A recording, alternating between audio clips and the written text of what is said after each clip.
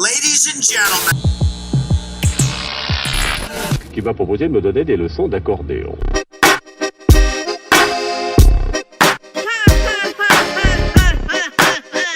Toi pas?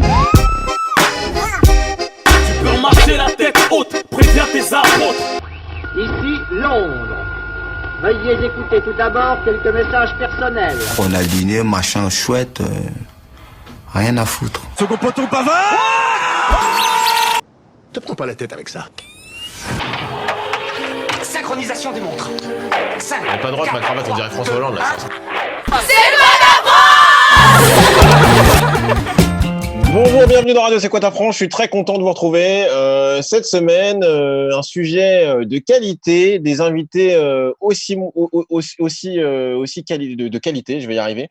J'en perds mes mots. Je suis très content de recevoir Guillaume Legrand de TOWT. Pour la petite histoire et pour les habitués de l'émission, il était intervenu partiellement avec nous lors de l'émission sur les énergies alternatives, le podcast 21 pour ceux qui ont Spotify, iTunes et Deezer. Et donc, en l'occurrence, on avait eu un petit problème de connexion parce que je crois que vous étiez en mer, Guillaume, à ce moment-là. C'est bien ça? Ouais, c'est presque ça. Bonjour à tous, enchanté, ça fait plaisir d'être là.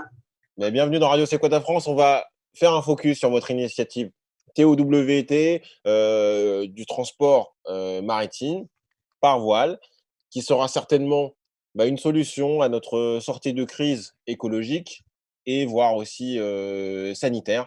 On va décortiquer ça dans cette émission ensemble. Merci beaucoup, Guillaume, d'être là. Merci à vous de m'avoir. On a un habitué, l'agent S. Comment il va? Ça va, petite forme, un petit coup de conf un peu là, mais ouais, c'est compliqué en ce moment. Là, on a parlé dans la dernière émission avec Connor et Lucie. C'est compliqué en ce moment. Tu te souviens de Guillaume, j'imagine? Ouais, bien sûr. Voilà. Donc, Stanley était là. Du coup, on a réorganisé cette rencontre formidable après le mariage entre Lucie et Conan dans l'épisode précédent. Un petit nouveau, Bruno, qui est en Allemagne. Je suis très content. Comment ça va, Bruno? Ça va bien. Je suis content bien d'être installé avec vous. Bien installé. Je suis prêt. Écoute, on est ravis de t'avoir, le chroniqueur de l'Impact. Il va décortiquer avec nous tous les résultats positifs que peuvent avoir certaines alternatives énergétiques. Voilà. En plus, il est bien accompagné. Il a 2 poupées gonflables avec lui. Alors, on va commencer tout de suite par l'interview Yop. Guillaume, c'est comme ça dans Radio C'est quoi ta France. Tu connais les réseaux sociaux un peu, TikTok? Ouais, vite fait. Et sur TikTok, toi, je t'ai vu, je t'ai snipé sur TikTok, je t'ai vu. Tu m'as vu sur Twitter. Ah, sur Twitter, voilà, c'est ça. Guy Legrand, c'est ça, ouais. Voilà, très bien. Écoute, là, aujourd'hui, tu vas te mettre à TikTok. C'est une petite question, une petite série de questions, et tu dois répondre par Yop ou par Nope. Ok. C'est parti? Yop. Yep. Vous êtes ici parce que vous êtes les meilleurs parmi les meilleurs. Nous avons besoin de l'un d'entre vous. Mais un seul. Bienvenue dans Radio C'est quoi ta France pour cette interview Yop. Eh oui, on va te faire tester TikTok, Guillaume. Première question. Est-ce que tu vas bien? Yop. Est-ce que tu es content d'être avec nous? Yop. Est-ce que tu as eu le Covid? Nope. Est-ce que quelqu'un de ton entourage l'a eu? Nope. Est-ce que tu vas te faire vacciner quand on va trouver un vaccin? Yop. Est-ce que tu as confiance en ce gouvernement pour cette sortie de crise sanitaire? Yop. Est-ce que t'as non, mais voilà, c'est complètement réducteur. Hein, donc, est-ce que t'as... Mais tu peux commenter si tu le veux, je t'en prie. Hein. D'accord, ok. Alors, mon entourage très proche ne l'a pas eu, mais je connais des gens qui l'ont eu avec des hauts et des bas. Donc, oui, ça fait quand même un peu flipper. Le vaccin, je n'en sais rien, en fait. Hein, donc, je suis pas non plus dans une confiance aveugle dans l'industrie pharmaceutique. Après, on a bien conscience que... Non, je veux dire, tu peux commenter la réponse en question. On va pas faire les yeux. Oui, je le refais pas en arrière. Sur le gouvernement, à un moment, il faut que... voilà, j'ai une petite. Alors, est-ce qu'elle retourne à l'école ou pas? Je crois voilà, tu vois, c'est ça aussi. Il faut qu'on y aille. Ah ouais, on y va? Ouais. Bon, ok. Ouais, je pense. Très bien. Ouais. Est-ce que tu as déjà eu un petit coup de confinement? Un petit coup de petite dépression. Voilà, c'est ça. Yop. Je me dévoile. Écoute, on va essayer de remonter le moral, mon vieux. Est-ce que tu as été convaincu par la prise de parole du Premier ministre? Yup, de ce que j'en ai vu, je l'ai trouvé assez transparent. Il est à vrai. Faudrait essayer de se mettre à sa place. Et à ce niveau-là, c'est pas trop mal ce qu'il a fait, je pense. Est-ce que tu as déjà été contrôlé pendant le confinement? Négatif. Nope. Nope. Alors, très bien. Est-ce que tu vas sortir changé de cette période?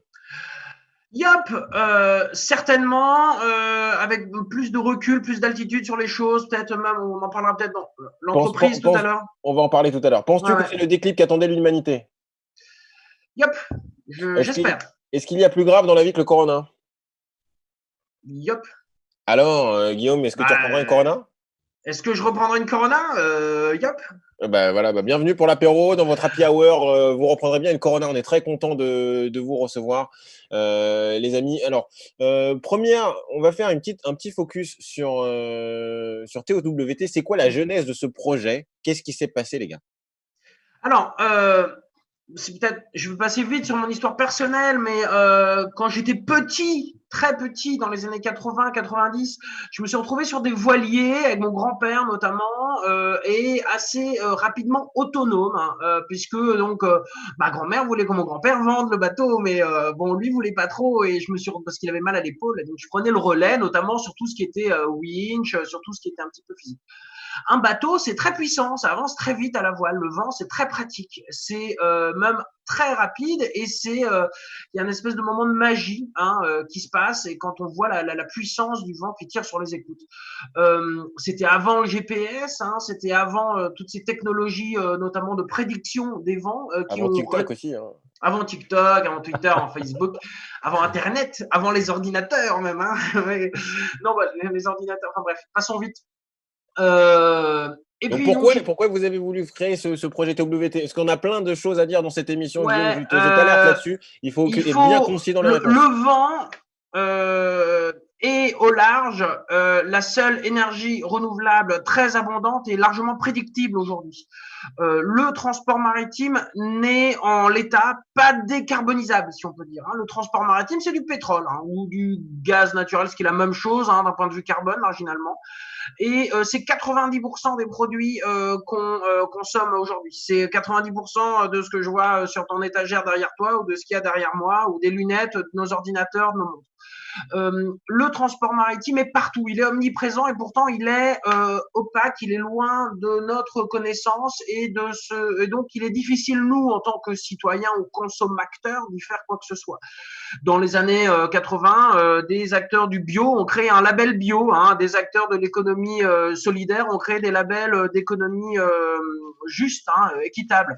Nous, l'idée ici est de créer un label de transport maritime drastiquement décarboné, qui s'appelle Anemos, et pour ce faire, depuis 10 ans, on a affrété, on a co-armé, c'est-à-dire qu'on a chargé des marchandises sur des grands voiliers. Donc, plutôt que de se dire une solution technologique lointaine arrivera un jour, et puis on reste assis et on tweet et on retweet, on tic et on toc, on commence dès 2011 à transporter des marchandises en transmanche, en traversant la Manche, entre la Bretagne et l'Angleterre, entre le Portugal et l'Europe du Nord, vers des exportateurs de vins biologiques pour commencer.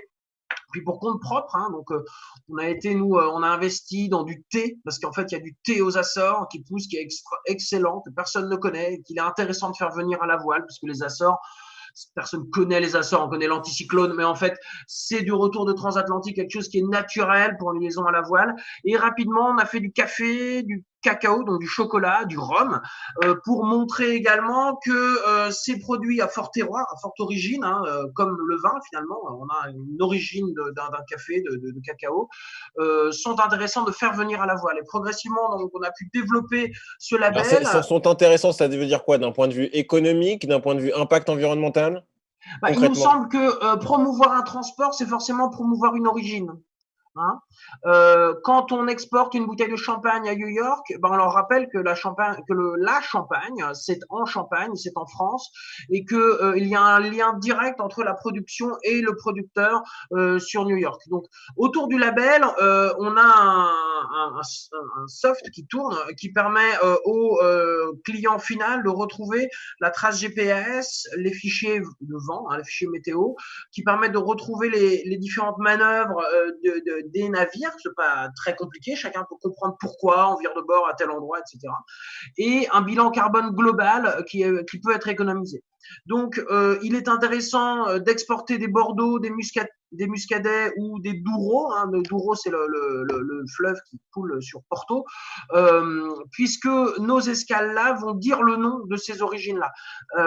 Et c'est aussi en transatlantique qu'on va économiser le plus de carbone, en fait. On se rend compte qu'on économise plus de CO2 en kilos de CO2 que les kilos de marchandises qui sont transportés quand on les fait à la voile sur Mais alors, comment vous faites pour… Alors, une première question, parce que tu as dit beaucoup de choses. La première chose, c'est sur des types de produits spécifiques qui viennent d'origine lointaine. Et je te remercie de le souligner. Mais est-ce que du coup, ça concerne aussi d'autres types de produits plus usuels je sais pas, tu vois enfin, pas forcément des épices qui viennent de loin, ou est-ce que vous êtes obligé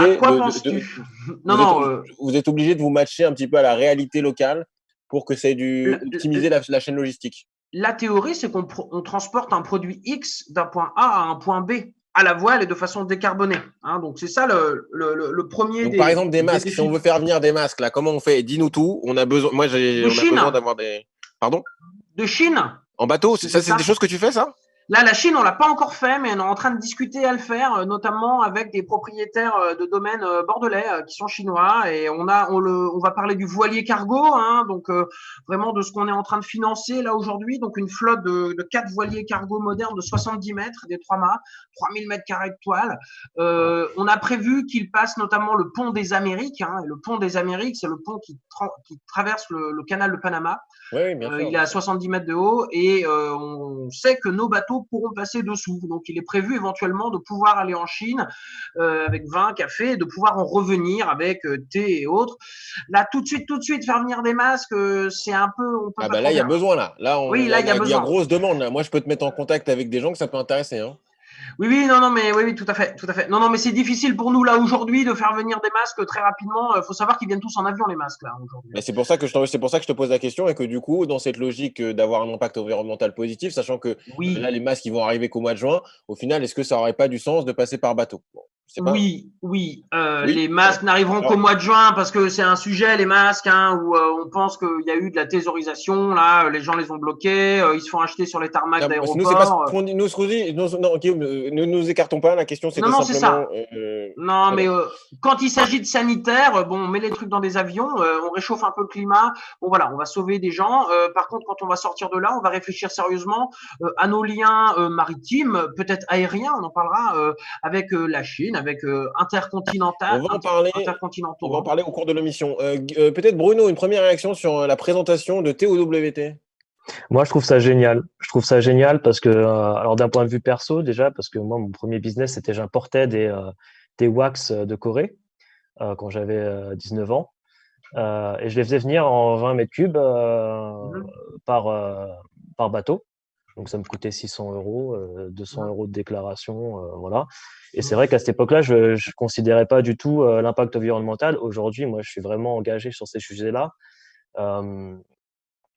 Et pas seulement d'un point de vue philosophique, c'est-à-dire j'ai cofondé aussi une association ici depuis 2 ans et on se bat aussi pour ça, ce qui est un peu paradoxal effectivement avec mon métier d'ingénieur aéronautique. Mais moi, je trouve ça génial et je pense que c'est quelque chose qui permettrait de continuer à faire du business, mais de manière plus éthique, plus environnementale. Et aussi, et j'ai bien aimé ce que tu as dit, Guillaume, sur quand on vend un moyen de transport, on vend une origine. Et ça, je trouve ça génial parce que c'est basé aussi sur le business. À la base, c'était un échange culturel. Et les origines, c'est aussi un échange de culture. Et le commerce, avant que ça devienne une grosse machine capitaliste, etc., pour faire énormément d'argent avec la World Trade Organization et tout ça, etc., les calculs des imports, d'exports, tout ça, c'était quand même à la base un échange de culture où on échangeait. Ah bah tiens, ça vient de chez moi. Et là, tu parlais du vin, donc c'est quand même aussi un produit français qui est un produit vraiment la fierté française. Donc moi, je trouve que c'est juste génial et c'est limite à titre personnel. Moi, j'aimerais vraiment pouvoir me dire mon produit a été transporté de manière propre. Il aide des gens. On se base sur des énergies propres avec le vent. Pour moi, c'est un modèle. Clairement, c'est une niche aujourd'hui, c'est un modèle, mais c'est vraiment quelque chose qui devrait inspirer les plus grands à faire une transition vers pour continuer à faire du business, à faire nos échanges, donner plus de sens, mais ralentir aussi peut-être un petit peu, comme on le voit là, on est en train de le vivre de manière forcée, un peu la manière dont on consomme, dont on agit, etc. Donc moi, réaction, vraiment, j'adore. En tout cas, c'est validé d'Allemagne par Bruno. Cette année, une petite réaction avant qu'on passe au mash-up. Et voilà, je t'en prie. Yes. Déjà, pareil, hein, c'est tout ce que j'attends aujourd'hui. C'est pile poil le modèle qui correspond. C'est pour ça qu'on le fait venir dans l'émission, les gars. Alors, Bien allons-y sûr. vers les questions, parce qu'on ne va pas lui passer de la parole pendant 1 heure, les gars. T'inquiète. Je voudrais juste préciser un truc, c'est qu'en 1970, on transportait 2,5 milliards de tonnes. Et en 2010, on transporte 8,4 milliards de tonnes. Donc, il y a quand même une énorme… c'est pour dire à quel point c'est conséquent comme marché. Là, c'est transport maritime mondial, mon vieux, c'est ça? Ouais, transport maritime mondial, là. C'est Ok, toutes les quantités mondiales. Donc, il y a eu encore une fois, hein, ça correspond à la croissance exponentielle de l'économie et du coup des transferts de marchandises, quoi. Est-ce que, comment dire, puisqu'on est dans une logique de décroissance, finalement, il faut qu'on sorte justement de cette consommation compulsive, tu sais, tous les jours acheter quelque chose, forcément. Qu'est-ce que ça représente réellement, en fait, comme perte de temps de passer d'un transport aérien ou carbone, mais du coup à la voile avec ton modèle-là, est-ce que vraiment ça serait vraiment une perte de temps en soi? Tu vois ce que je veux dire? Alors, il y a plusieurs choses. Le transport maritime mondial, dans son gigantisme et dans son coût marginal quasiment nul, hein, on parlait de 600 € pour un conteneur 20 pieds. Alors, Guillaume, je vais t'arrêter tout de suite. L'idée, c'est la question de Stan était très concrète. On va essayer, parce que c'est un peu technique. Et je sais que toi et Bruno, vous êtes très à l'aise avec mais nous, non, mais c'est très simple. Je vais dire quelque chose de très simple. Juste laisse-moi finir. C'est qu'on doit aussi pouvoir démocratiser ces contenus-là. Donc, en fait, on se met à la place d'un consommateur ou d'un auditeur de lambda qui se dit, moi, je vais commander mon produit sur Amazon ou sur X ou sur Y ou sur Cdiscount, peu importe. Combien de temps, concrètement, ça met de différence entre un transport classique par mer pétrolier et ta solution? Oui, ce n'est pas tout à fait la question de Stanley, mais c'est à peu près ça, ouais. Voilà. Aujourd'hui, nous, on est capable de traverser l'Atlantique sur nos voiliers existants, hein, qui sont des voiliers, on va dire, qui sont des sortes de retour dans le passé, hein, puisque donc on prend le parti d'utiliser des bateaux qui sont des technologies, on va dire, du 19e, du 20e siècle, hein, qui n'ont pas d'autre avantage que d'exister, que d'être là, en environ 1 mois et demi à 2 mois. Hein, c'est comme ça qu'on traverse l'océan Atlantique. Un cargo va le faire en 17 à 20 jours. Hein, donc ça vous donne tout de suite un ordre d'idée. Parce uniquement ça fait 3 fois plus de temps, c'est ça? Voilà. Sur les voiliers cargo qu'on va construire, on est sur 10 nœuds de moyenne, donc on est sur une vingtaine de jours de transit contre 16. Quand on est efficace en termes de transit douanier, de docker, de déchargement, on se rend compte qu'en fait on est sur quelque chose de clairement comparable. Où il n'y a rien de comparable par contre, c'est le bilan carbone. Le transport maritime mondial, c'est 4% des émissions. Non seulement, alors on pourrait dire c'est peu, mais c'est grosso modo les émissions de l'Allemagne, hein, pour donner un ordre d'idée, y compris avec son charbon, etc. Et c'est surtout des émissions qu'on ne peut pas réduire en fait aujourd'hui. Il n'y a pas de solution de réduction du transport maritime, puisqu'un bateau, faut bien le comprendre, c'est un système indépendant, autonome. On ne peut pas brancher un câble et mettre de l'énergie renouvelable sur un bateau comme on pourrait imaginer mettre de l'énergie renouvelable de façon beaucoup plus drastique, n'avoir que des voitures électriques, ne fonctionner que de façon locale, par exemple, etc. Donc, la voile est un système qui permet de changer complètement le bilan carbone et les consommations d'un bateau, à plus de 90%, et qui en plus permet d'être efficace, hein, parce qu'au large, le vent, c'est ce qu'il y a de plus puissant et c'est ce qu'on comprend très très bien aujourd'hui. Hein, c'est ce que les technologies permettent de faire aujourd'hui. juste pour revenir très rapidement sur ce qu'a dit Stanley, oui, on a eu une multiplication des volumes du transport maritime mondial, donc par 4 depuis les années 70. Il faut voir aussi que ça, c'est venu dans un phénomène dit de mondialisation et de outsourcing. Hein, donc, on délocalise les productions pour que, grosso modo, il n'y ait plus rien qui soit fabriqué ici localement. Bah, c'est bien le problème qu'on a avec les masques, avec toutes les usines qui ont été délocalisées et qui veulent relocaliser pour voilà. La crise pointe là où ça fait mal, c'est-à-dire qu'on n'est plus capable de construire un masque de façon un peu sérieuse en France. Si, il y a quelques usines qui restent, mais c'est complètement marginal. On n'est plus autonome là-dessus. De même qu'en France, on ne fait plus un t-shirt, on ne fait plus, voilà, on ne fabrique plus une paire de lunettes, etc. Le transport maritime massifié a permis cela. Hein, donc, est-ce qu'un mouvement post-crise, à l'image des masques, devra peut-être envisager des produits locaux made in France, résolvant quand même le problème un peu du chômage et de la crise énergétique ou de la crise climatique, ça me semble relativement une évidence. Très bien. Bruno, rapidement, après, on va passer à la prochaine section. Tu as je voulais juste rebondir rapidement sur le premier point. Alors, il y avait une question, c'était vis-à-vis de notre consommation et des délais. Et il y a aussi des stratégies logistiques, hein, parce que c'est aussi mon métier dans la supply chain, pour gérer les niveaux de stock aussi, donc augmenter les niveaux de la taille de la FIT, etc., pour réduire les délais d'approvisionnement, le just-in-time. Donc, en fait, le moyen, ce que je suis en train de dire, c'est pas forcément le bateau à voile ou autre, c'est aussi quelle stratégie supply chain on met derrière pour pouvoir fournir dans un délai et dans des stocks et à un prix donné une marchandise. Donc, il y a aussi une réflexion complète sur l'ensemble du système supply chain à avoir. C'est le premier point. Et sur le deuxième point, quand on parlait sur les différentes énergies, etc., donc il me semble qu'il y a des investissements qui sont faits justement pour avoir un transport maritime. Alors, je trouve ça un peu hypocrite, mais aussi un transport maritime avec de l'hydrogène éventuellement. Donc, je pense qu'il y a aussi quelques investissements qui sont faits sur ce point-là. Après, je pense que c'est plus un nuage de fumée quand on voit, par exemple, en comparaison avec des vrais retours aux sources sur l'utilisation du vent, qui est aussi une énergie gratuite et entre guillemets infinie, quoi. Sur le just-in-time, le flux tendu, c'est évident. Juste pour l'illustrer, un grand groupe de cosmétiques mondial très connu, que je n'ai pas l'autorisation de citer, mais sur le Havre, vous la donne, New York, non, mais fait 700 départs par an.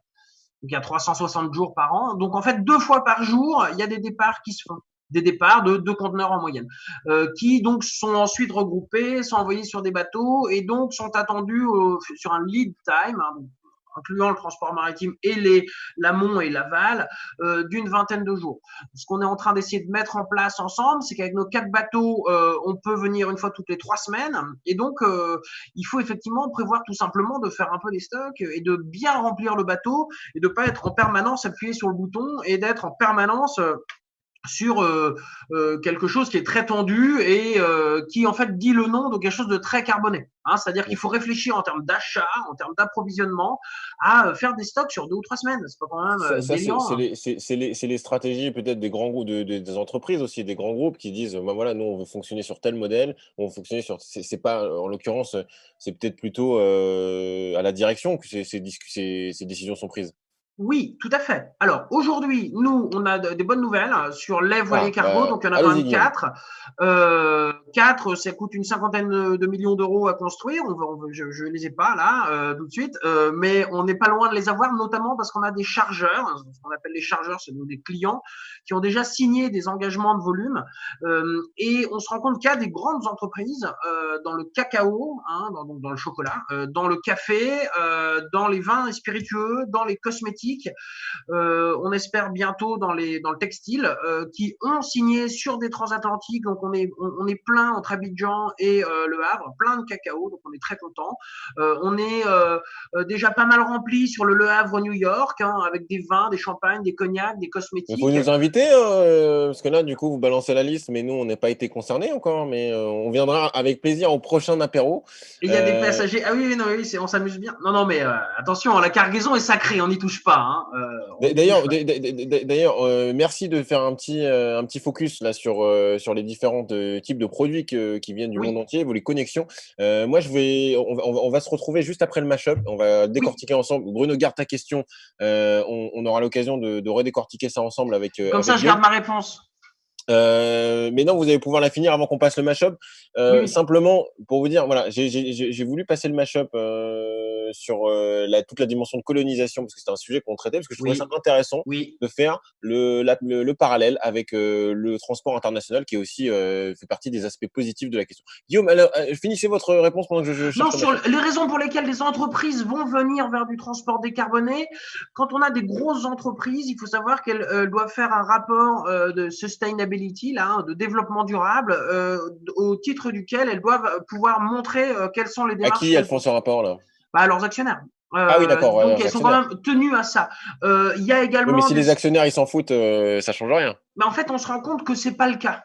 Je suis pas un fanatique capitaliste et je suis le premier à dire que la mondialisation est un peu la victoire du capital sur le travail et que le transport maritime n'en est pas que le symbole, mais il en est le vrai vecteur en fait de ça. Et que certainement il va falloir pouvoir remettre une activité économique locale au centre de nos échanges avant de penser voilà. Ceci dit, dans un monde futur, arrêtera-t-on de boire du café, de manger du chocolat ou d'exporter du champagne? Il faut peut-être penser aussi à une mondialisation heureuse et que la voile le permettra.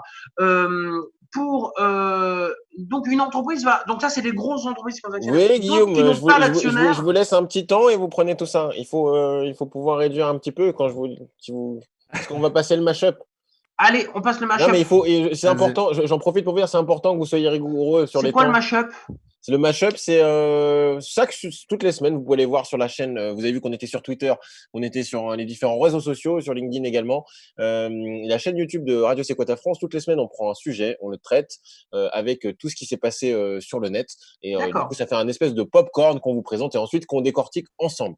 Mais voilà, on va regarder le mashup et ça faisait écho à ce que vous disiez à l'instant. À tout.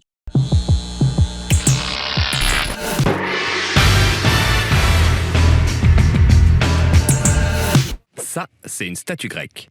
Une statue grecque, ça a 3 qualités. C'est beau, c'est grand et c'est blanc. Ah, tout ce marbre blanc, synonyme de pureté, d'idéal et de grandeur, copié dans le monde entier. Sauf que c'est faux. Arthur de Gobineau a théorisé une supériorité de la race blanche en 1853. La blancheur des statues est un synonyme de supériorité intellectuelle et raciale sur les autres peuples. L'esthétique monochrome sert d'ailleurs la propagande idéologique de l'Italie fasciste de Mussolini et de l'Allemagne nazie d'Adolf Hitler.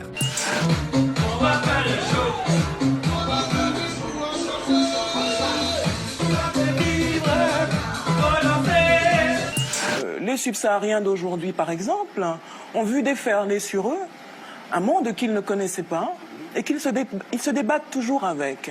Hein? C'est ça la colonisation, c'est la disparition du monde connu. Et on ne peut pas avoir fait ça à tant de cultures et se dire que jamais une addition ne vous sera présentée. On a fait 2 équipes, il fallait mimer des titres de films à son équipe. Et dans l'équipe adverse, à la mienne, il y avait mes amis de gauche et le voisin qui est antillais.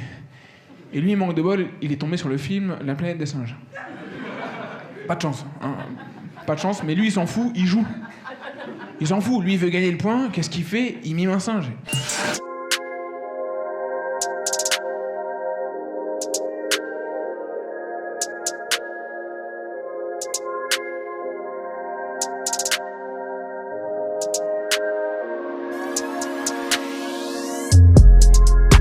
Vous vous rappelez de cette histoire qu'il y a eu il n'y a pas si longtemps que ça avec Christiane Taubira? Vous vous rappelez de ça? Vous étiez en vacances ou quoi? Christiane Taubira, ministre de la Justice noire, comparé à un singe. Ah, moi, je vais vous dire, moi, à titre personnel, et en tant que noir, ça m'a pas choqué. Et moins il devinait, plus il mimait, le gars, tu vois. Le mec, il se donne à fond et tout, tu vois. Il commence à faire les différentes espèces de singes. Le gibbon, le lémurien. Et j'étais toujours là, non, non. Hein, on voit pas. Si, il est en train de faire un singe. Ta gueule, ta gueule. Ta gueule. Surtout pas. On perd le point là-dessus. Tais-toi. La France est un pays profondément raciste. 400 ans d'esclavage, 350 ans de colonisation, ça s'efface pas comme ça. Et on a toujours le sentiment, nous blancs, que l'on doit aider le noir à s'intégrer chez nous. On doit aider l'arabe à s'intégrer. On a une espèce de paternalisme qui traîne comme ça, toujours. Moi, ça m'a un peu choqué parce que moi, je suis pour qu'en tant que noir, on arrête de se vexer quand on nous compare à un singe. Parce que si nous, on se vexe quand on nous compare à un singe, ça voudrait dire que même nous, on a le doute. Ça veut dire qu'on n'est pas sûr. Au boulot, sale négro, avec ta grosse... Racisme. Quoi? Vous me dites ça parce que je suis noir? Bah, évidemment. Et à un moment, il a arrêté, il dit, vous êtes sérieux là, je suis en train de faire un singe. Depuis tout à l'heure, je fais un singe, c'est plutôt clair. Ah non, moi j'ai... Je me suis dit la grande vadrouille. On peut en parler, de la disparition du monde connu dans plein d'espaces. Les Amérindiens peuvent en parler, les Subsahariens peuvent en parler. Et qui a fait disparaître le monde connu? Et donc les gens qui ont souffert doivent... Non, je ne dis pas ça, mais je dis que l'être humain cherche l'endroit où il peut survivre. Oui, mais ça... Et qu'aujourd'hui, par exemple, un espace comme l'Afrique subsaharienne n'appartient pas aux subsahariens, mais aux multinationales occidentales, et que c'est un droit pour les gens d'aller survivre ailleurs. Christophe Colomb a découvert l'Amérique, il faudrait quand même préciser, pour les Européens. Parce que ceux qui étaient là, ils savaient qu'ils étaient là. De retour sur le plateau de C'est quoi ta France, je vous ai lancé sur le mashup colonisation parce que je trouvais ça hyper intéressant ce qui avait été évoqué dans la première partie de l'émission, à savoir tous ces échanges qui peuvent exister entre les différentes zones du monde. Finalement, en fait, en invitant TOWT et d'autres initiatives, peut-être l'idée c'est de dire comment est-ce qu'on peut demain et après-demain s'appuyer sur ces échanges pour que toute la chaîne de valeur de la production jusqu'à la distribution, jusqu'au consommateur final dont on parlait tout à l'heure, puisse être saine et puisse avoir respecté la dimension sociale et la dimension environnementale. Comment est-ce qu'on fait au XXIe siècle pour donner de la visibilité aux consommateurs? Non, c'est une question qui est complètement récurrente, d'autant que ces 400 ans d'esclavage et de commerce triangulaire se sont faits à la voile. Et quand on parle de faire du transport à la voile, en métropole, ça peut sembler effectivement être pour des raisons écologiques que chacun peut comprendre, mais quand on est en République dominicaine où il n'y a plus un Aïnou, quand on est en Guadeloupe où il n'y a plus un Karoukera, ou quand on est comme où je suis souvent en Colombie où il y a encore une vraie lutte entre les indígenas, entre les Indiens et des populations campesinas, où on voit en fait la colonisation à l'heure, quand on voit dans les bureaux à air conditionné, les blancs qui travaillent et sur le quai en plein soleil, les dockers clairement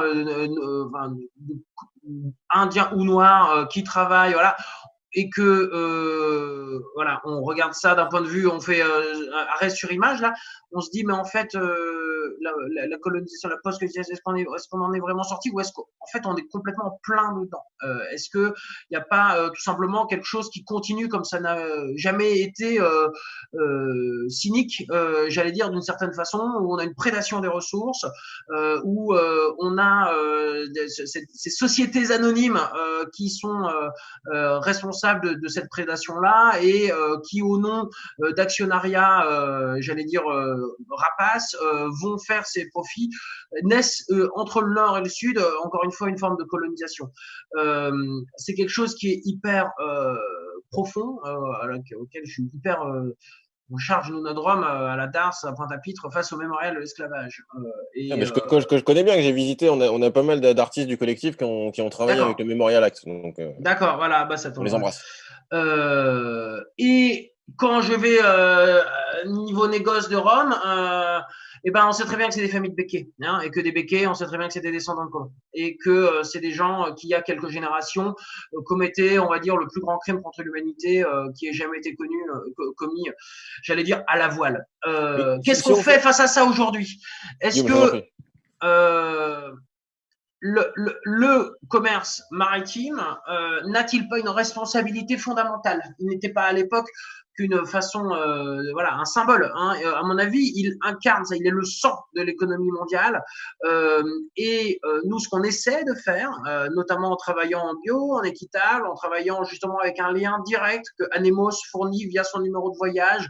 Non seulement on y voit la façon dont le transport maritime à la voile s'est fait, mais on y voit également la coopérative de producteurs, on y voit également la façon dont on travaille bien en amont sur le traitement post-récolte du cacao, par exemple, sur la façon dont le café est donc récolté en saison et pas sur la façon dont les producteurs viennent à bord du bateau souvent et à qui on explique aussi, voilà, pour certains, on allait à Marie-Galante avec un collège de la Pointe et avec les élèves à bord pour montrer également ce qui se passe, pour montrer que c'est différent.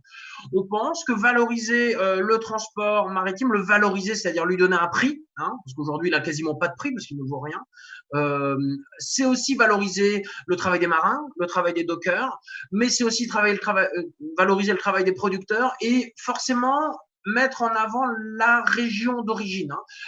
Qu'est-ce qu'on connaît de la Colombie en France aujourd'hui, si ce n'est Pablo Escobar, enfin en gros, il est important de dire tout ce qu'on peut raconter sur la Sierra Nevada. Là. Qu'est-ce qu'on connaît à la limite de l'histoire de la distillerie Parlabat à Marie-Galante depuis 1683 c'est une façon, le faisant à la voile, de dire écoutez, arrêtons-nous là un petit peu. Nous, on est allé avec un bilan carbone impeccable. Vous cherchez un produit qui, entre parenthèses, quand il est venu en barrique, a évolué, a vieilli dans la barrique et donc il a changé même de goût. Mais il a aussi ce label qui vous permet de retrouver la façon dont il est venu. Mais le Père Labatt, en 1683, était un moine franciscain qui arrivait là. Il était esclavagiste à l'époque, dans la mesure où on pouvait l'être, sachant que c'était quand même pas facile. On est responsable de ça. Donc aujourd'hui, j'ai beaucoup l'impression que depuis les années 60 et les indépendances, on est beaucoup dans on a des pays autodéterminés, c'est bon, chacun chez soi. À Nantes, il y a un mémorial de l'esclavage. À Bordeaux, il y en a pas. Nous, je l'ai remarqué aussi. À Bordeaux, on va en escale, nous chercher avec des bateaux de 30 mètres, du vin à Bordeaux, du vin à Nantes. Et à Nantes, on peut parler de ça. On peut dire on peut même les railler un peu là-dessus, les Nantais, ou leur montrer que quand même là, vous avez vu les façades ici avec les. On était avec un Bordelais dans l'émission précédente et il a une question à vous poser, on vous la transmettra après. Avec les Bordelais, c'est un peu plus touchy. Ils ont un petit peu plus de mal à faire face à cette identité fondamentale que tout cet argent. Moi, je les connais bien les Bordelais en plus, donc du coup, j'en profite pour les embrasser. Mais en tout cas, je salue votre démarche parce que peut-être que l'enjeu, et pour recentrer un petit peu le débat, merci pour ce témoignage. Stanley et Bruno, n'hésitez pas à intervenir ensuite. Je vous passe la main.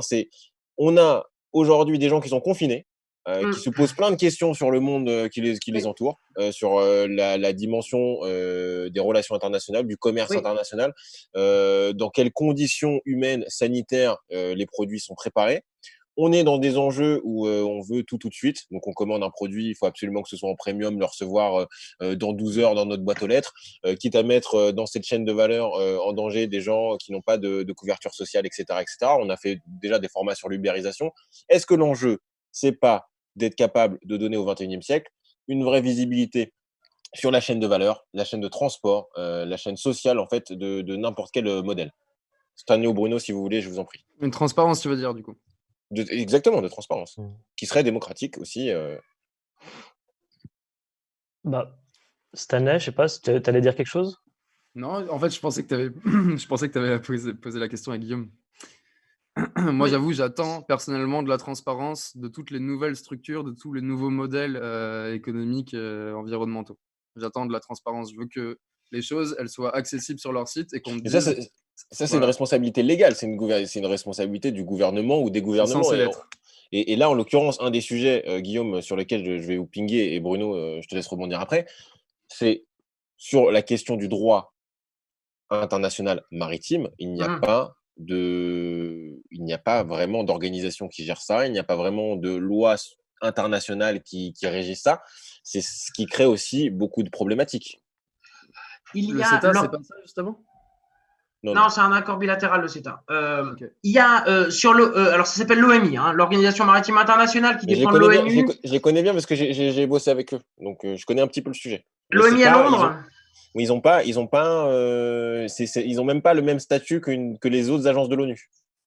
Tout à fait, tout à fait. Ils sont d'ailleurs, ils ne représentent à la limite que le pavillon, les États du pavillon et les grands armements. Et on se rend compte qu'en fait, l'OMI est un peu le creuset du moins-disant social et environnemental du maritime. Il faut savoir que donc c'est la Convention de Montego Bay, puisqu'on parle de droit, de 1982, ratifié 84, qui régit ça. Non, mais c'est intéressant. Au-delà des 12 000 des côtes, 12 000 nautiques, c'est 20 km, donc 20 km des côtes, on est dans ce qu'on appelle les eaux internationales. Et donc, dans les eaux internationales, on est dans un régime juridique qui ne reconnaît pas la souveraineté des États. Donc, quand on ne reconnaît qui fait quand même partie des écosystèmes, c'est ça le paradoxe. Non, mais nous sommes en train d'essayer de valoriser les réductions de CO2 en haute mer. Et on lui dit, ah ben non, elle n'existe pas, en fait. Elle n'existe pas. Et je leur dis, mais les ours blancs, ils en ont rien à faire. Les ours blancs, ils sont en train de se noyer là-bas. Le CO2 qu'on émet en pleine mer, il n'existe pas. Mais si, le climat est en train de nous dire qu'il existe. Donc, précisément, on a besoin de leviers de territorialisation, c'est comme ça qu'on appelle ça, de faire reconnaître les non-émissions de CO2 qui ont lieu en haute mer. On a besoin de les faire reconnaître et on a des petites démarches à notre petite échelle au niveau gouvernemental pour faire évoluer ces choses-là. Ce qu'il faut savoir, c'est que au niveau national, du coup, au niveau local, niveau national, niveau européen.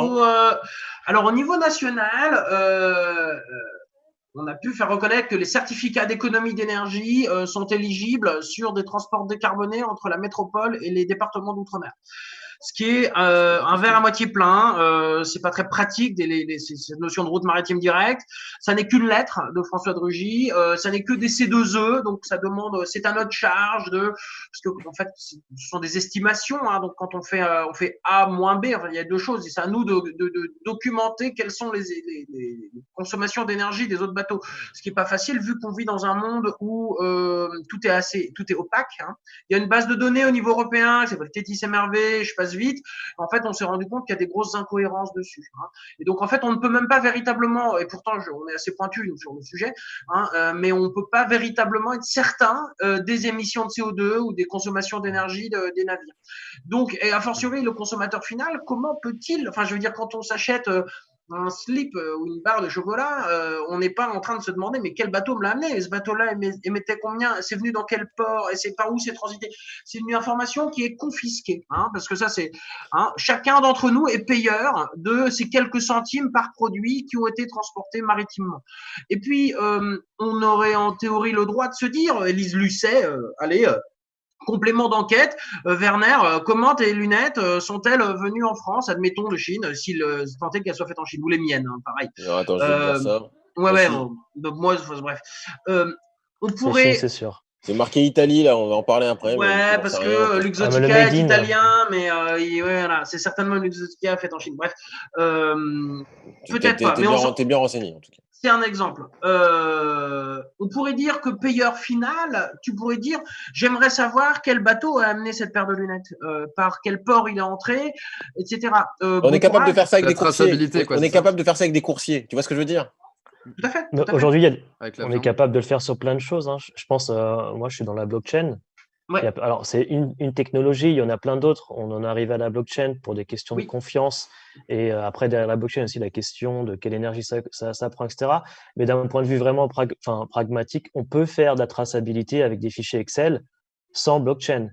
La vraie question pour moi, c'est est-ce qu'on veut vraiment donner de la transparence? Et aujourd'hui, qui est-ce qui a tout à perdre à donner de la transparence pour perdre justement des ventes, etc. Je pense que, comme le disait, alors je ne sais plus si c'était Guillaume ou un peu tout le monde, et forcément ces grands groupes qui profitent du transport maritime pour importer ces produits à faible ou à forte valeur ajoutée et les vendre en masse au moindre prix pour faire du volume, etc. Donc, quand on regarde les startups aujourd'hui, vas-y Sonia. Ouais, non, justement là-dessus, en fait, je voudrais te dire comment tu peux, toi, amener. Alors, est-ce que déjà, tu penses que si les grands groupes, si les grands industriels ne sont pas prêts à faire cette transition, est-ce que déjà on peut se réapproprier, reconstruire ces différentes infrastructures, ces différentes industries et faire sans eux s'ils ne veulent pas le faire? Ou sinon, du coup, est-ce qu'il y a possibilité d'aller les chercher, de leur dire, bah voilà, aujourd'hui, tous les voyants sont au rouge concernant le vert, c'est-à-dire l'environnement. Et on a tout intérêt. Les modèles économiques de maintenant, de demain, de l'avenir, c'est les modèles comme le tien. C'est le resourcing, c'est le local, c'est tous ces principes-là. Donc, est-ce que toi, tu peux arriver et voir, je sais pas, Airbus, tu vois, par exemple, s'ils doivent transiter vers du transport maritime, est-ce que toi, tu peux aller voir un grand groupe comme ça et dire, les gars, moi, ce que je vous propose, c'est que vous investissez sur mon modèle, on travaille ensemble et on va permettre justement de mettre en place cette transparence. Alors, je crois qu'on en parlait tout à l'heure, hein, Bruno, c'était hors ligne, sur Airbus, qui effectivement, pour acheminer les différentes parties d'avion vers Toulouse, a mis en place un spin-off, on va dire, qui développe des kites, qui acheminent ces différentes parties, les ailes, le fuselage, etc., vers Toulouse. Moi, je te parle même pas d'acheminer des ailes, hein. Je te parle de Airbus, au lieu de fabriquer des avions, c'est mort, les avions, faut se calmer, tu vois. C'est fait pour brûler du kérosène. Le truc, c'est quand même ça. Hein. C'est ça, donc c'est voué à disparaître si on veut rester dans l'idée de faire un peu de bon sens et d'aller dans quelque chose de sain pour notre société et pour notre planète.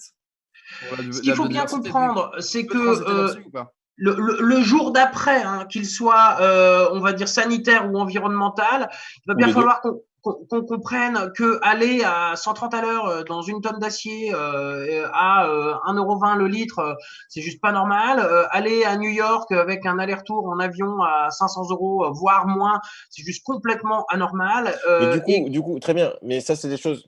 Est-ce que c'est de la faute du consommateur ou c'est de la faute du gouvernement qui prend pas les bonnes mesures? Parce que juste pour prendre un exemple, parce que Stanley disait les grands groupes, ils s'organisent. Tu me répondras juste après. Ils s'organisent de leur côté. La semaine dernière, on parlait justement sur le revenu universel que les États danois ne fournissaient des aides que aux entreprises qui ne défiscalisaient pas dans des paradis fiscaux.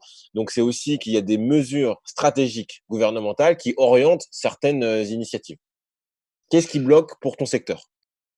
Le fait que à l'OMI, il y ait 202 pays et qu'une décision doit être prise à l'unanimité et que le pavillon du Sierra Leone, du Liberia sont les premiers, font qu'il y a un problème de décision maritime au niveau mondial. Elle arrange évidemment les grands armateurs mondiaux qui créent l'opacité et qui créent tout le secret industriel qu'on évoque et qui fait même qu'il est… Voilà. Là, en l'occurrence, tu me parles d'un niveau supranational. Moi, j'étais encore sur le niveau national, sur le gouvernement français, par exemple, parce qu'on est en France, qui décide de soutenir fiscalement tel ou tel type d'entreprise. Ça, c'est des décisions stratégiques, gouvernementales, qui n'ont rien à voir avec l'OMI. Qu'est-ce qu'il manque, selon toi, Guillaume, pour en arriver là?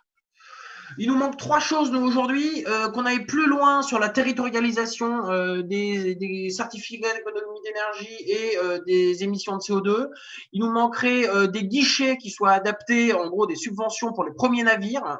Clairement, aujourd'hui, on n'a que des espèces d'usines à gaz qui nous forcent à des contorsions qui ne correspondent pas du tout, sont uniquement au titre de la R&D. Le ministère ne vous accompagne pas là-dessus?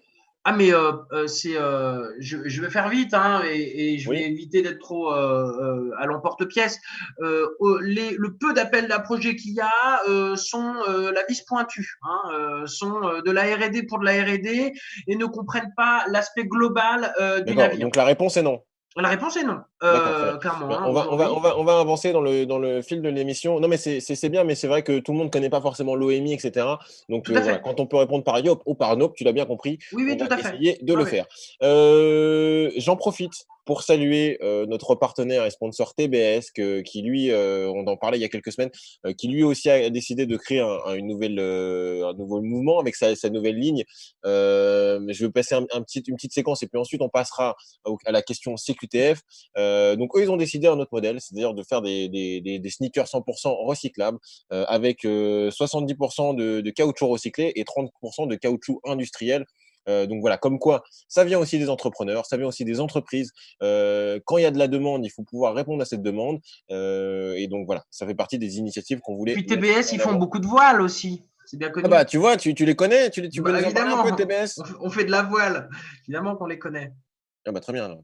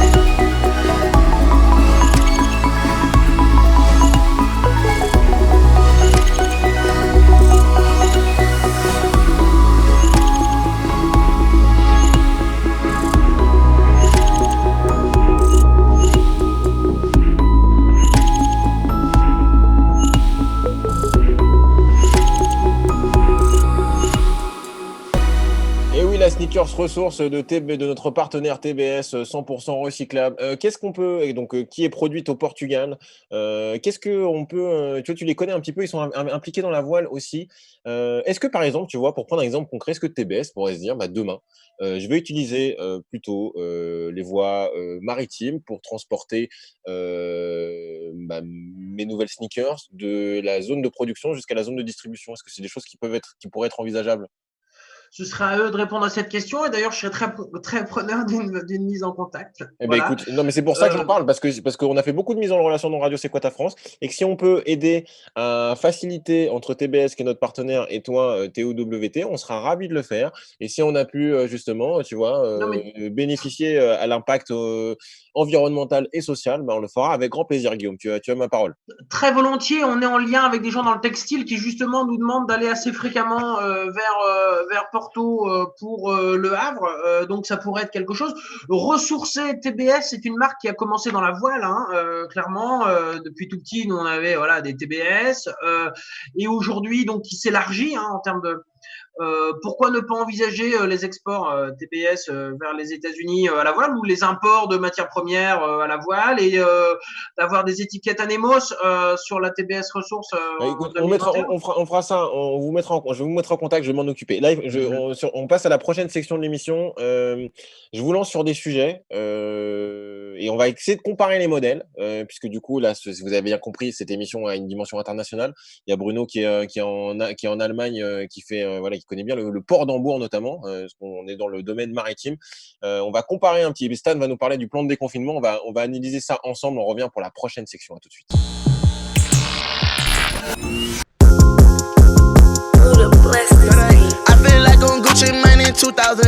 Et oui, Edouard Philippe a annoncé un plan de déconfinement.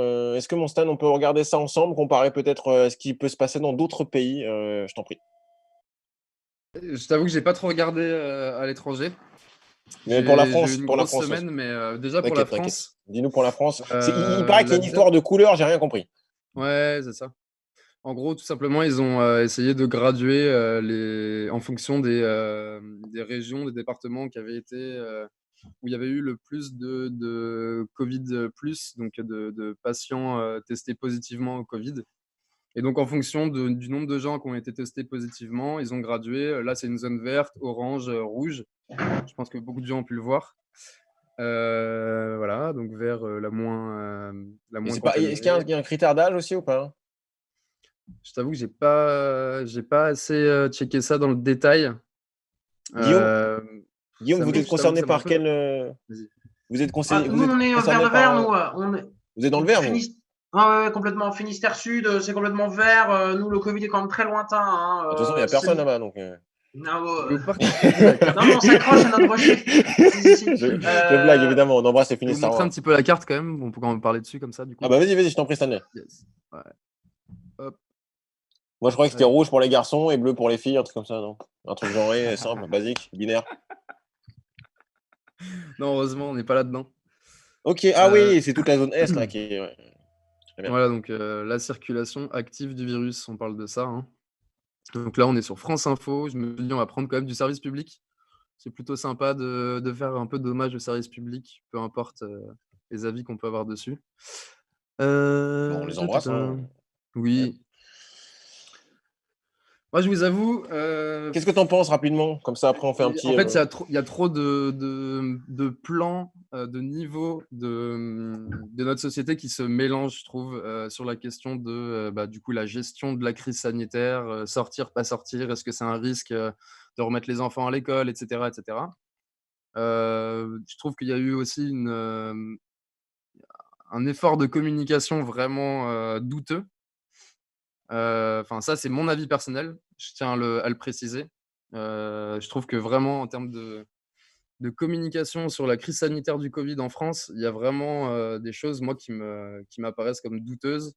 Je pense à des gens comme Clément Viktorovitch, donc rhétoriste de chez Click TV, qui aime bien analyser un peu les différents discours gouvernementaux. Il y a quelques jours, il a fait une vidéo pour expliquer un peu son analyse sur la manière de traiter les chiffres, d'annoncer tous les jours les chiffres des décès comme ça. et de dépersonnaliser dans un contexte de guerre, en fait.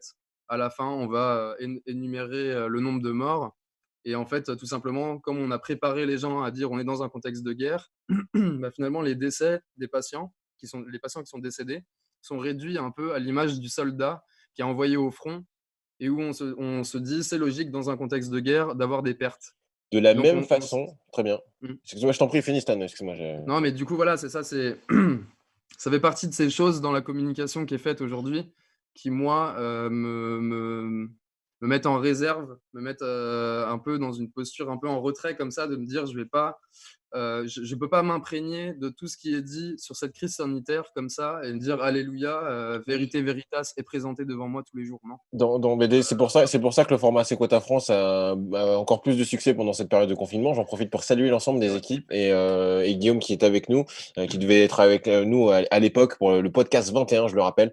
Mais Stanley, ce que tu me dis, ça m'évoque quelque chose. Ça m'évoque, on en parlait dans l'émission précédente avec Antoine qui est de la région de Bordeaux. C'était un des fils rouges de l'émission. En fait, les enfants de soignants qui sont décédés pourraient devenir pupilles de la nation. Donc il y a une partie des députés qui proposent cette initiative-là. Alors c'est vrai que bon, ils sont en première ligne, on en parlait, mais est-ce que ça doit rentrer dans ce contexte-là de champ lexical un petit peu de la guerre? Je ne sais pas. À vous de vous faire une opinion. Bruno, est-ce que tu peux nous donner j'avance parce qu'on a encore des choses à voir ensemble. Merci Stanley pour cette analyse. Bruno, est-ce que tu peux nous donner ton ressenti de comment ça se passe en Allemagne, de la gestion du confinement et du coup déconfinement? Est-ce que c'est aussi bizarre que ça peut paraître ou est-ce que ça a l'air plus organisé comme on a l'habitude de connaître les Allemands? Alors, je pense qu'on est bien sur le stéréotype allemand. Donc moi, je me suis bien almanisé aussi, hein, ça fait plus de 5 ans que je vis ici. Et Guillaume, d'ailleurs, qui connaît bien, pourra peut-être confirmer. Non, effectivement, nous ici, c'était quand même bien organisé. C'est-à-dire qu'on a de la communication régulière qui est très claire, donc qui est quand même très pragmatique et qui amène à l'action. Donc chacun sait exactement ce qu'il doit faire. On a eu une petite phase effectivement de battement qui a duré, allez, on va dire une semaine, mais on a eu des consignes claires. Néanmoins, il y a quelque chose de très important à savoir en Allemagne, c'est que c'est pas Angela Merkel qui dit à tout le monde ce qu'il doit faire. Elle laisse la possibilité aux régions de décider. Donc, on peut avoir des mesures plus ou moins fortes suivant la région. À Munich, ils sont un peu plus extrêmes, on va dire. Nous, à Hambourg, c'était surtout basé sur la conscience collective, la responsabilité. Et de manière générale, ça se passe bien. C'est-à-dire que les distances de sécurité qui sont implémentées, les 1,5, 2 mètres, c'est écrit partout, dans tous les magasins. On a du management visuel pour se repérer. On a des agents de sécurité qui sont là pour vérifier que les gens respectent ces règles-là. Les gens tous dans leur coude. Vraiment, au global, quelque chose de quand même assez responsable. On a toujours effectivement quelques rebelles hein, qui en font qu'à leur tête, mais c'est comme un peu partout. Mais le stéréotype du on attend que ce soit vert, pour traverser, ça se retrouve exactement pendant la crise. Et en toute honnêteté, alors c'est triste à dire que ce soit dans ces aspects-là, mais moi je ressens pas vraiment de changement dans ma vie de tous les jours. Quand je sors, on n'est pas confiné. Donc les Allemands. Il n'y a pas de limite. T'as pas besoin d'avoir une autorisation pour sortir, ce genre de choses? Pas d'autorisation, néanmoins il y a des limites. Alors effectivement, les regroupements de plus de 2 personnes sont interdits. Là, t'es mal barré là, à mon avis. Là. Vous êtes 3 déjà, non? Ouais, alors 2 personnes humaines. Alors il y a des exceptions pour les familles, mais aussi au niveau des confinés, hein, donc c'est-à-dire des personnes qui sont identifiées vraiment comme infectées. Des consignes assez claires sur rester confiné dans la maison. Et là, effectivement, c'est un peu plus strict. À savoir qu'ils ont aussi augmenté les tests, donc en comparaison à beaucoup de pays européens. Il y avait à peu près en mars, on en parlait tous les deux d'ailleurs, 100 000 tests qui étaient faits par semaine. Ensuite, c'est 500 000. Et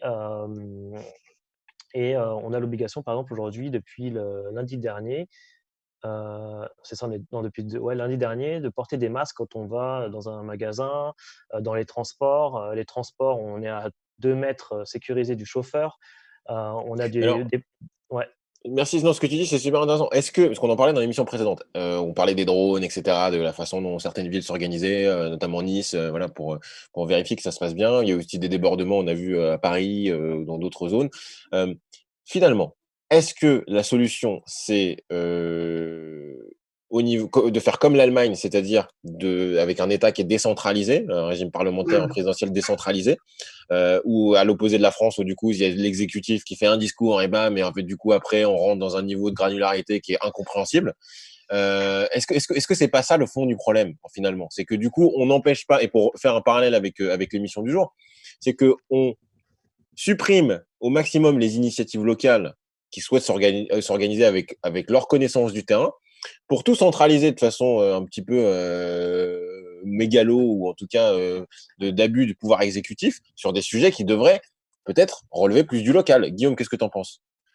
Je pense que la France a une histoire millénaire de centralisation. C'est 43 rois, 5 républiques, 2 empires. Guillaume, on parle pas sur le jacobinisme, etc. compagnie. C'est juste sur la gestion aujourd'hui du cas. Qu'est-ce que tu en penses? J'aime beaucoup ce qu'a dit Bruno. Moi, j'ai habité presque 2 ans en Allemagne et effectivement, on a par définition là-bas une notion de la citoyenneté qui va avec l'application des règles. On a dans le fédéralisme avec les Länder une reconnaissance, j'allais dire, à la nation ou à l'identité qui est différente de ce qu'on a ici. Nous, par exemple, alors je crois que dans le Finistère ou à Douarnenez, on a entendu parler d'un cas de Covid au centre Covid, on n'en est pas sûr. Et ceci dit, on est tous confinés ici, on ne sort pas ou avec des autorisations. On a presque l'impression qu'on habite dans un autre pays en fait, et qu'on applique des règles qui sont complètement absurdes par rapport à la situation sanitaire de ce qu'on est en train d'appliquer ici. On est pleinement conscient qu'il faut l'appliquer parce que si on commence à pas l'appliquer, alors à ce moment-là, il n'y a plus de loi, il n'y a plus de règles et ça va dans tous les sens. Mais le problème se pose pas vraiment en termes de centralisation, décentralisation, c'est plutôt d'impréparation. En gros, de Madame Buzyn dans ses fameuses déclarations du 28 janvier où elle disait qu'elle avait des millions de masques, qu'elle n'avait pas. Certainement les liens à l'INSERM qui sont pas clairs, notamment via son mari, etc. Et l'espèce de débat qu'on a eu autour de la chloroquine, etc. C'est quand même, je crois pas que la chloroquine en tant que remède miracle, ça c'est très aussi. On a une mentalité finalement très post-catholique en France aussi où on croyait quasiment à la possibilité d'un miracle qu'elle allait nous sortir de là. On se rend compte qu'en fait, on était complètement impréparés depuis Roselyne Bachelot en termes de masques, en termes de tests. Les Allemands ont fait quoi 200 fois plus de tests que nous, ou un truc comme ça. C'est complètement délirant. Donc, on n'a même pas du tout la même stratégie. Nous, on s'est dit, oulala, on n'est pas préparé, on va se prendre la grosse vague là, on va avoir des dizaines de milliers de morts, des centaines de milliers de morts. Hop, la République vous appelle et hop, tout le monde, voilà. On n'est pas masqué, on n'est pas testé, on a peur d'un peu tout sans trop savoir, on a du mal à rationaliser les choses. Donc là, et la communication gouvernementale ressort plus de la psychologie de masse en fait. On est plus dans une psychologie des masses. Ce que disait Stan tout à l'heure, tout à fait. Tandis que Bruno indique bien qu'en Allemagne, il y a ce rationalisme-là qui est là, où on va donner des informations, où il y a cette idée de chacun doit être les pieds derrière la ligne. Nous, en France, on a ce côté bordélique, braillard, rebelle, où on est tout le temps en train de critiquer le gouvernement, de dire Raoult, c'est notre sauveur.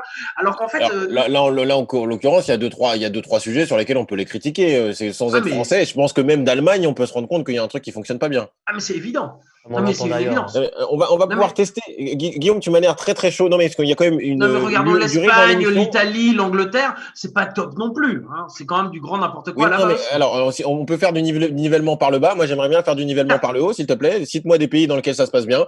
Taïwan, la Corée du Sud, tu vois. L'Allemagne. L'Allemagne. Le Portugal. Merci. Alors, du coup, on va passer au petit quiz pour tester vos connaissances, parce que je vois que Guillaume, tu es extrêmement affûté sur ces questions-là. Et puis, on verra si vous allez vous en sortir de cette petite séquence. À tout de suite. Bruno, garde ta question, je t'ai vu. Tu pourras la diffuser avant la fin de l'émission. Now let me see you.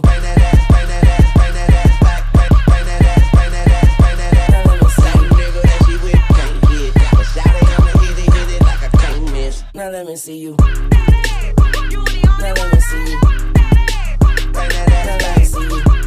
J'espère, Guillaume, que tu as pu réviser tes pas de danse, parce que je sais pas quand est-ce qu'on va rouvrir les boîtes de nuit du Finistère, mais à mon avis, c'est pas demain la veille, mon vieux. Non, c'est clair. Je danse la salsa colombiana à la maison. Ah bah écoute, t'as bien raison. Écoute, envoie-nous tes vidéos, on les mettra dans un prochain mashup. Pas moyen. Question numéro 1. Donc vous êtes ensemble. Je vous pose des questions et puis vous essayez de vous débrouiller et de répondre de façon collégiale et non de façon jacobine. Très bien. Alors, qui a disparu et a réapparu l'air de rien? Ah, Manuel Valls. Ça, j'aime beaucoup le panache de la réponse. C'était pas lui la bonne réponse, mais en l'occurrence, marche quand même. ça aurait pu marcher. Bravo Stan. C'est aussi un dirigeant politique qui a fait l'actualité, dont on n'avait pas de nouvelles et qui a réapparu récemment. Qui a réapparu récemment. L'actualité française, hein, tu as dit. International. On est dans C'est quoi ta France? On discute on dialogue avec le monde entier, du Finistère. C'est Barack. Ah bah je sais pas pourquoi Barack il est revenu. Bah, il est revenu soutenir Biden, là. J'ai trouvé ça. Ah oui. Alors là, en l'occurrence, la personne qu'on cherche, c'est une personne qui est revenue parce qu'on croyait qu'elle était plus là, qu'elle était décédée. Ah, bah, notre ami Kim Jong-un. Et ben voilà, bravo les gars. Avec un peu de. C'est notre ami Kim qu'on embrasse. Voilà. Du coup, j'ai décidé de vous passer une petite vidéo.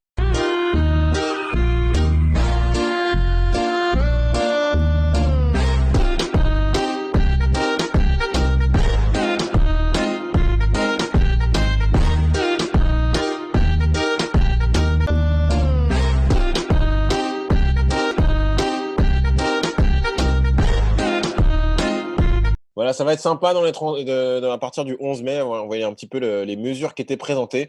Alors, question suivante, c'est bien, vous avez été valeureux. Après le tabac, quel traitement pourrait avoir des vertus pour lutter contre le Covid? On a entendu des rumeurs folles ces derniers temps. La javel. Ça aurait pu être une bonne réponse, Bruno. En l'occurrence, c'était pas ce que j'avais dans les dernières actualités, c'est pas ce qui est ressorti. Il y a une nouvelle molécule là qu'ils ont trouvée là. Comment elle s'appelle? C'est celle-là? Alors, je sais pas, mais en attendant, j'ai envie de dire l'alcool pour aller dans la suite logique du tabac. Tu sais, ils vont nous mettre tous les produits. On n'est pas très loin, les gars. La cocaïne. On n'est pas très loin. Ouais, c'est ça, la cocaïne. Bah, écoutez.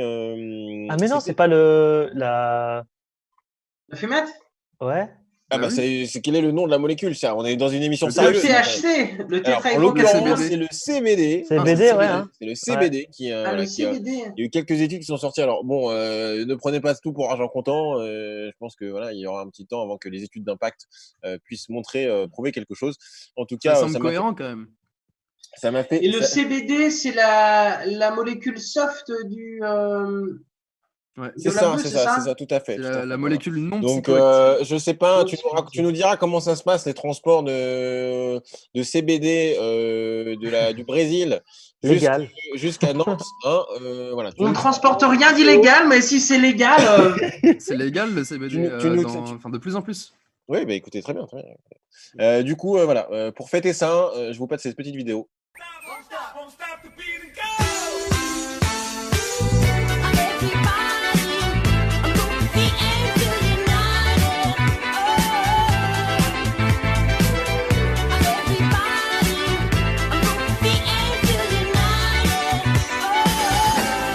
Ah oui, c'est clair, on embrasse les lycéens et les étudiants. Voilà. Bon, bah, c'est vrai que leur fin d'année est un peu compliquée. En tout cas, je pense qu'ils ont bien pu profiter de TikTok et des différents réseaux sociaux. Donc, ils ont tous eu le bac gratuit. Alors. Et on leur dit bonne chance. Tout à fait, on leur dit bonne chance. Question numéro 3. Cette émission, vous le savez, est sponsorisée par Greta Thunberg. Quel a été le montant de la somme qu'elle a offert à l'UNICEF pour lutter contre le corona? C'est une info, c'est quoi ta France? Pardon? Je n'ai pas entendu. 100 000, non? C'est une excellente réponse, Stanley, bravo. Bravo. Bien vu. Voilà. Mais Greta est vraiment votre sponsor?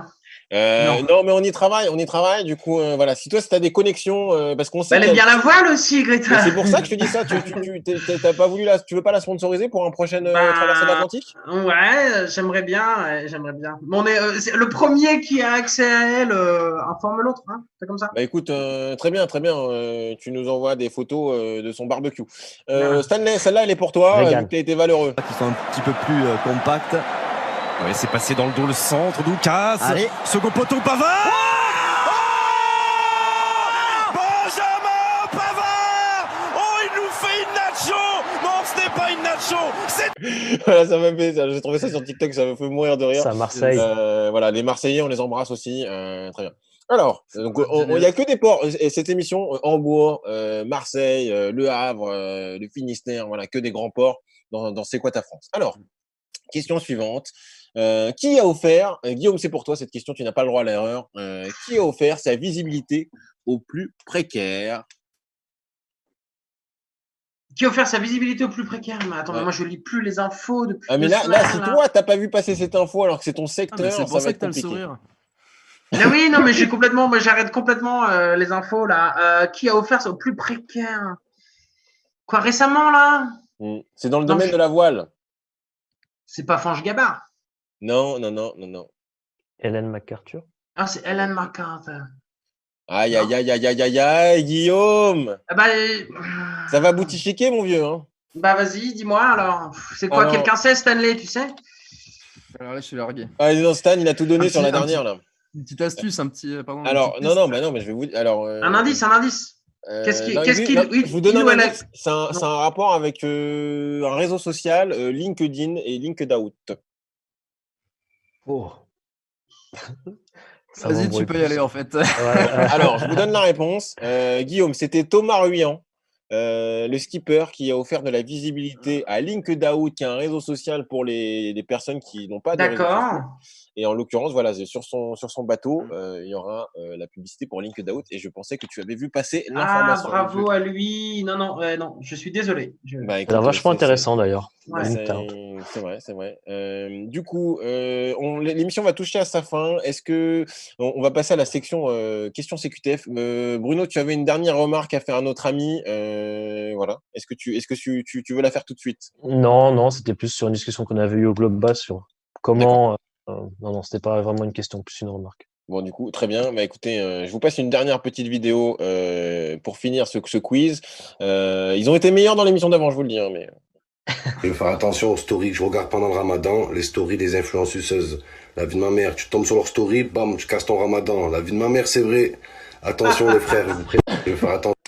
On embrasse Marseille et Mohamed Eni, et c'est les gens qui font le ramadan. Faites attention en regardant les stories sur les réseaux sociaux. Vous pouvez avoir des surprises. Guillaume, c'était un vrai plaisir de t'avoir dans cette émission. Là, c'est le moment de la question CQTF. L'invité précédent te pose une question et tu vas devoir y répondre, mon ami. Et comme ça, tu auras l'occasion de penser une question pour notre prochain invité. Ça te va, le programme? Très bien. Bouge pas.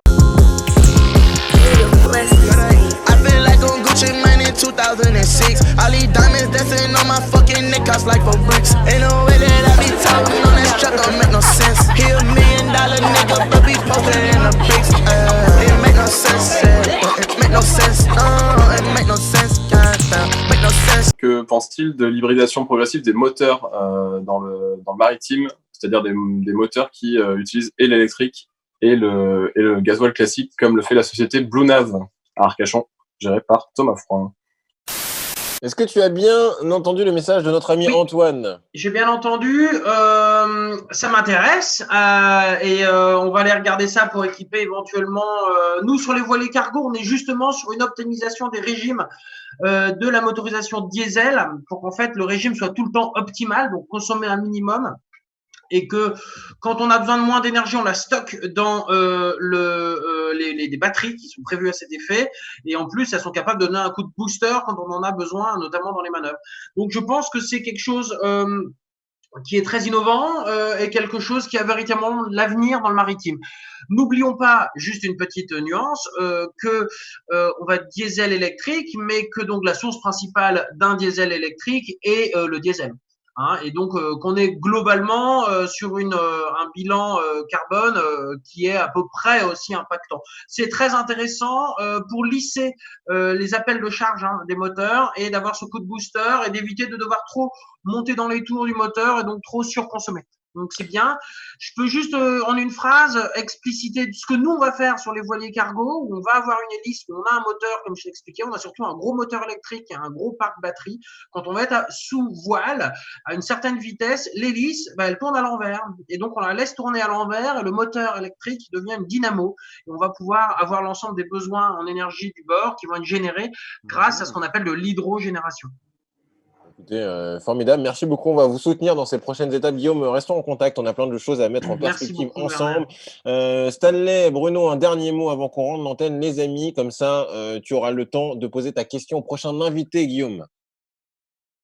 Vas-y, Bruno. Ah, ok, vas-y, prends-le. Ouais. Ouais, moi, je t'encourage, si tu peux, à vraiment t'entourer des bonnes personnes, des bons industriels, de toutes les bonnes initiatives qui vont pouvoir développer un maximum ce modèle-là pour que ça soit vraiment le modèle dont on peut plus se passer demain et qu'on sorte, enfin, aujourd'hui et demain, parce que ne repoussons pas trop les choses. Oui. Voilà, on sait qu'il y a une urgence, c'est pas qu'une urgence sanitaire, il y a une urgence voilà, à réagir, quoi, en fait. Je pense qu'on se creuse tous la tête un peu dans tous les sens. Maintenant, essayons de se coordonner, de se rassembler. Rassemblons nos forces et agissons, et tu le fais très bien. Donc, j'espère que sur ta route, on va essayer de mettre des connexions dans les gens qu'on a avec Werner. D'ailleurs, en parlant de connexion, alors tu me diras, c'est la Bretagne, ou enfin, moi, je n'ai pas envie de rentrer dans votre débat, les gars, sur même si Conan n'est pas là, sur qu'est-ce qui est en Bretagne, qu'est-ce qui est pas en Bretagne. J'ai l'impression que c'est plus compliqué que les Lenders en Allemagne, et que surtout la carte de déconfinement d'Édouard Philippe. On connaît bien Charlotte Marchandise, qui est élu local à Rennes. Alors, tu me diras, c'est plus dans les termes, mais peut-être que je sais que ça l'intéresse, ce genre de sujet. Donc, voilà, vous n'avez pas été. Si ça vous intéresse. Charlotte Marchandise, non, ça. Élu local à Rennes, voilà. Elle a certainement des bonnes connexions pour la région de Bretagne. Et bah, très volontiers. C'est une copine, on te mettra en contact avec elle. Déjà qu'elle doit tester le revenu universel chez elle. D'accord. Donc voilà, on est aussi à l'origine de ça. Et ben oui, c'est quoi ta France? On a aussi des idées, mais on a aussi des contacts, et on fait en sorte que les idées deviennent, avant d'être des utopies, elles puissent se transformer en projets. Bruno, pour ta première, comment ça s'est passé?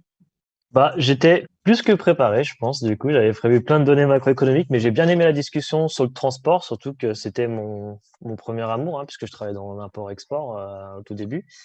J'ai bien aimé. Pour moi, les choses qui Et oui, c'est quoi tes France? C'est une émission de romantique, vous l'avez compris. Pour les 3 points dont on a parlé d'origine, on a parlé d'innovation, d'émissions carbone, etc. Pour moi, la vraie question que je me pose au global, et ça revient toujours, enfin, c'est malheureusement toujours la même conclusion, c'est est-ce qu'il ne faut pas qu'on se pose à un titre individuel la question comment je consomme? Parce que le transport, en fait, est une conséquence de la consommation, qui est, après l'énergie, le chauffage, la deuxième plus grosse source d'émissions carbone. Donc voilà, j'en reviens toujours à cette question, quel est mon impact personnel, comment je consomme, quelle est la part du transport dedans, comment je peux aider? Donc on a parlé d'innovation, les moteurs, etc. Bruno, je me sens obligé de prendre la question tout simplement parce que je sais que tu bosses avec Aurélien de la Fresque du Climat, qui est un copain qui est venu nous voir à plusieurs reprises, et que ce sujet-là est évoqué, la question du transport est évoquée à plusieurs reprises. Et si j'ai bien suivi les ateliers, la question du transport de façon individuelle est beaucoup moindre que la question du transport au niveau macroéconomique et au niveau industriel. Donc avant, moi c'est souvent ce que je dis dans C'est quoi ta France, c'est que on va pas juste se flageller à dire voilà, t'as pas trié tes déchets, machin, etc. Par contre, regardons ce qui se passe à un niveau national, supranational, international. On parlait de l'OMI tout à l'heure, sur toutes ces zones d'opacité qui font en sorte que du coup on sait pas ce qui se passe, et en termes d'impact, d'empreinte environnementale, on a besoin d'avoir plus de transparence. Après, franchement, aujourd'hui, on a suffisamment. Faut qu'on rende l'antenne, les amis. Ouais, je sais, mais en vrai, on a suffisamment d'enquêtes. On sait que certains produits sont mauvais. On sait que ça entraîne des déforestations, etc., etc. Les gens sont au courant. Ils continuent d'acheter des marques comme Nutella. Tu vois. Je pense qu'il y a un moment, quand tu achètes du Nutella, des Ferrero Rocher et compagnie, juste, il y a d'autres moyens de se faire plaisir dans la vie. Il ne faut pas réduire l'idée de plaisir, de bien-être à sa vie à consommer du Nutella ou des Ferrero, les gars. Franchement, sinon, elle est triste, votre vie, je vous le dis. Non, je souhaite autre chose, quoi. Je ne parle pas de vous, mais les gens qui écoutent. Vas-y. Alors, le thème du hackathon de l'Organisation mondiale du commerce avait identifié différents problèmes, notamment la visibilité, qui est connue d'ailleurs depuis 1988. Depuis 2018, je faisais le tri dans mes magazines, j'ai retrouvé exactement les mêmes problèmes. Et le thème, c'est la visibilité. Et là, ils ont lancé tout le thème du hackathon sur la blockchain pour justement la visibilité. Donc, ce qu'aura permis le Covid, malheureusement, c'est aussi de mettre ce sujet de visibilité sur le devant de la scène, qui aidera pas seulement pour les pandémies, mais pour le business mondial. avec toutes les technologies qu'on aura, les smart contracts, etc., qui y apporteront sûrement, peut-être, j'espère, via l'innovation technologique, des avancées sur les aspects sociaux et environnementaux. On verra. En tout cas, c'est déjà... Merci Bruno pour ces mots. On fera un format sur la blockchain, évidemment. Guillaume, on va te remercier. Quelle est ta question pour notre prochain invité, s'il te plaît? Qu'est-ce que tu veux savoir? Et alors, faut que je sache qui c'est. Ah ben alors, du coup, j'ai pas encore tout le planning à jour, là, donc voilà, on posera ta question sur qui est liée avec ton activité et au contexte du coronavirus. Voilà. Qu'est-ce que tu aimerais savoir? Alors, qu'est-ce qui, dans la sobriété imposée par le confinement, dans nos modes de consommation, semble-t-il, persistera dans le monde d'après? Est-ce que ce sera du localisme? Est-ce que ce sera du transport bas carbone? Est-ce que ce sera moins consommé? Est-ce que ce sera plus faire la cuisine?